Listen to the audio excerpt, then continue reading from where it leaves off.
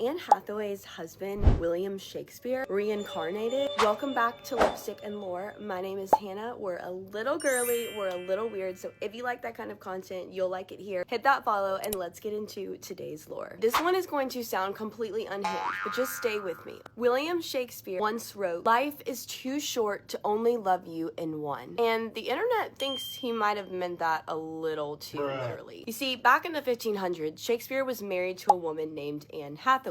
Yes, that name. But it gets weirder because in his writings, he also supposedly said that in another life, she would be the famous one. Weird, guys. Fast forward 400 years, and we have an actress, Anne Hathaway, married to a man who looks exactly like Shakespeare. I'm not going to say they're the same people, but go Google it right now. It's giving time traveler who refused to lose the girl. And obviously, there is no real proof that he's out here reincarnated and secretly living off of oat milk and residuals from The Devil Wears Prada. But how do we explain the resemblance? Same name, her husband is the same face. It hits a little too hard for a coincidence. It's kind of poetic if you think about it. Shakespeare spent his life writing about love that defies time, tragedy, death, and then just maybe he went, you know what? let's run it back to 2024 with better lighting. Can you imagine him seeing her on screen for the first time? Yes, my fair Anne, thou hast become famous this round. Meanwhile, she's like, sir, I have brand deals and a stylist now. And that's what I love about this theory because it's obviously Absurd. right.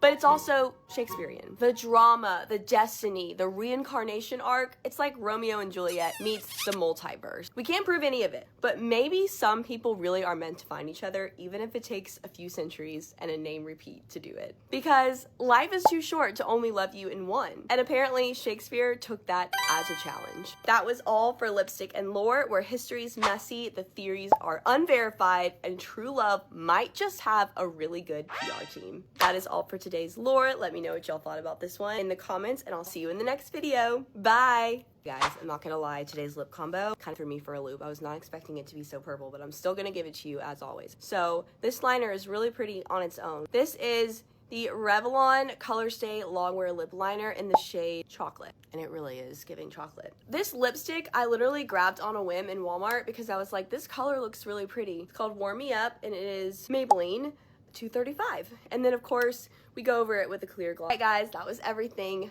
Love y'all. Bye.